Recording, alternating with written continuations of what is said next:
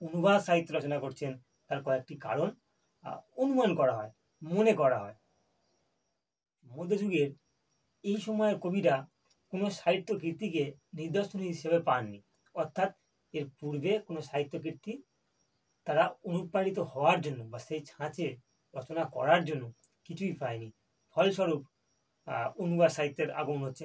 যেমন আমরা 19 শতকে দেখেছি বা ওই সময় সাময়িক দেখেছি যে বাংলা সাহিত্যের ধারার কবিরা তারা কিন্তু ইংরাজি সাহিত্যের থেকে পাঠ করছে এবং সেখান থেকে বিভিন্ন ধারা নিয়ে রচনা করছেন।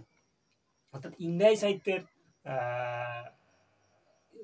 সাহিত্যের মাধ্যম বাংলা সাহিত্যের রচনার ক্ষেত্রে অনেকখানি গুরুত্ব রাখছেন। সেই সময়ের কবিরা সেরকম কোনো উপযুক্ত সাহিত্য কীর্তি পাননি, অর্থাৎ তা লিখতেও পারেনি সেই সময়ের।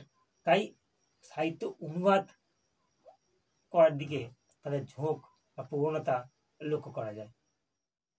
আরও কারণ হিসেবে বলা যায় যে সেই সময়ের মুসলিম শাসকরা বহুদিন বাংলায় বসবাসের ফলে বাংলার জনজীবন, হিন্দু সমাজ প্রতি আকৃষ্ট হয়ে যায় এবং হিন্দু ধর্মের প্রতি তাদের জানার কৌতূহল তৈরি হয়, হিন্দু সভ্যতাকে জানার তাদের কৌতূহল তৈরি হয়। ফলস্বরূপ হিন্দুদের উপাস্য বা দেবদেবীর মাহাত্ম্য কীর্তি রামায়ণ, মহাভারত, ভাগবতের অনুবাদ হয়।